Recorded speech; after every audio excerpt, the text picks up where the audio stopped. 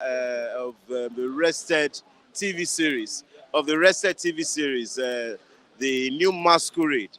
She died at the age of 81. I'm sure that a lot of people who are on this platform would have, one way or the other, remembered the new Masquerade. Oh, Valeria, Chief Zebrudayah's wife in the new Masquerade. She is dead. We pray to God to grant her eternal rest. You're welcome to Bystanders, Pastor Matthew. Thank you for having me. You remember Valeria of the new Masquerade? Chief Zebrudayah's wife. Valeria of Korigogogo. You can remind me. You didn't watch the new Masquerade, the TV series that has rested. Yeah, she very, very, very popular series while we were growing up. Then she died. Okay, yeah, this cybersecurity levy. Do you see a negative impact? Do you see a positive impact? There is need for adequate security of life and property. But I don't think the government is lacking funds to do that. Because when they make budget every year, they budget for the Office of National Security Advisor. So the money, whether it says 0.5% or 0.005%, is it necessary? Is that office lacking funding? So for me, I think the government is just trying to mop up funds. Not that the purpose for which they are demanding for the fund is actually justified. Because the budget that is running currently already captured the Office of National Security Advisor and all the activities that office will do for this fiscal year. And it has been budgeted for. So what's the sense of the 0.005% that will be domiciled in the Office of the National Security Advisor? For me, it's just a way of government trying to mop up fund. Diplomatically coming under that scenario to mop up fund. That's what I see it. But it has been passed into law. It's in the Constitution. And SERAP has sued the federal government. You know, SERAP has they have a lot of cases to do this period. SERAP has sued. NLC has said it's not possible. Do you think the government will go ahead with it, or they will eventually put it on hold? It depends on Nigerians. It depends on the pressure that will come from Nigerians. If the pressure is good enough, if they can mount reasonable pressure, I think the government will accept it. Because for me, it is not a popular policy. Okay, yes, Fubara, APC, and loggerheads. APC has directed the State House of Assembly to impeach the government. Do you think APC has any business in that? That Rivers State is a very peculiar situation. I've taken pain to listen to Fubara himself, where he said that the APC lawmakers are not in existence. And I think technically what he's saying is because those guys have defected from the party that sponsored them into the house to another party. And the position of the law is very clear that if you defect as a house member from the political party that sponsored you into the house, that you lose your office. But again, going by the process of losing one's office, it is the Speaker of the House who is vacant. And it's not on record that their seats have been declared.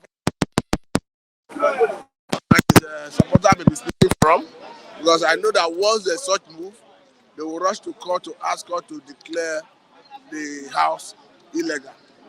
So once that happens, automatically they start challenging the local standing of the house to impeach a governor when the house has been declared illegal.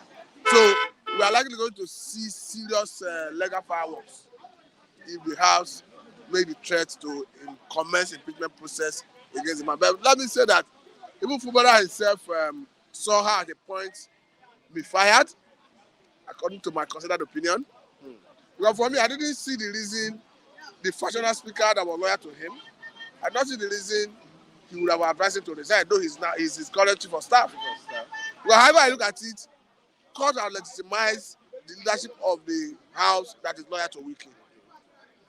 So it's a different thing to say you are going to court to challenge the legality of that house. But currently, there is no factionalization. We only have one leadership of the house. So, like I said, it's a very peculiar situation, that state. And I hope they manage it well so that that state do not finally go into monumental crisis. Okay, now we know that everything, with the way it is, allegedly, Wiki's hand is in this. What do you think he wants to achieve with that? It's simple. He wants to continue being relevant. But for me, I don't know why an individual want to. I think his quest for power, his love for power is too much. Power is transcendent. It's ephemeral in nature. Even human being on earth, our say on earth is temporary. So why should an individual want to perpetually be in power? When you look at his antecedents since he left office, you see somebody who loved power. Recall that after he left office, before they made him the FCT minister, he organized press conference like 2 times. The essence is not far-fetched. He wants to be in the news. He wants to be heard. For me, he has done his part as governor. We commended him in terms of infrastructure development, but that does not mean you must be at the center stage all the time.